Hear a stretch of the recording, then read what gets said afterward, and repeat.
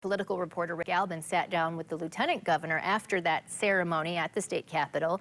He asked about the past 4 years and the next 4. And that I will faithfully discharge the duties of the office of Lieutenant Governor according to the best of my ability. Lieutenant Governor, you have been sworn in for your second term.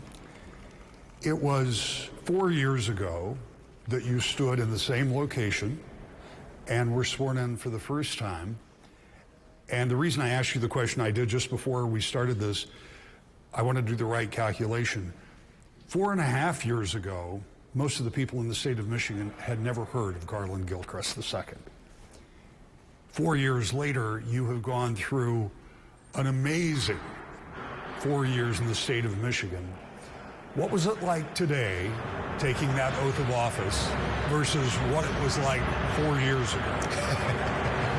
You know, Rick, I'm, first of all, really thankful to be able to do it twice. That the voters of Michigan, the people of Michigan, had enough trust and confidence in me and Governor Whitmer to give us that opportunity.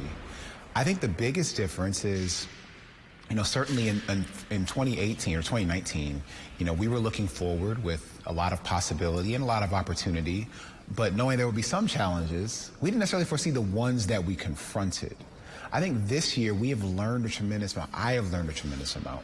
The things that we have seen have tested and proven the mettle, not only of us as leaders, but of the people of Michigan for being able to persevere through literally anything. We had, you know, pandemic, we had floods, we had fires, we had everything you can mention. But even with all that, you couldn't knock us down. And so I come into these 4 years with the confidence that we can really achieve anything. And that's why I said that in my speech, that impossibility is not a fact, it's an opinion that we've proven wrong time and time again. As you take that responsibility for the next 4 years, you approach it with all of that experience behind you. What is the thing that you learned, that you believe you've learned, that serves you the best after these past 4 years, knowing that you certainly had a good understanding of government, but seeing it from the outside is much different than looking at it from the inside out? Certainly, certainly. One of the biggest lessons is that when you try, you can make progress. And I'll give you 3 examples. You know, despite opposition and intransigence from the previous legislature, we made progress on fixing roads and bridges across Michigan. We were able to use the powers that we did have, and we didn't have a legislative solution. And everyone who drives on the freeway in Michigan knows that we're fixing roads.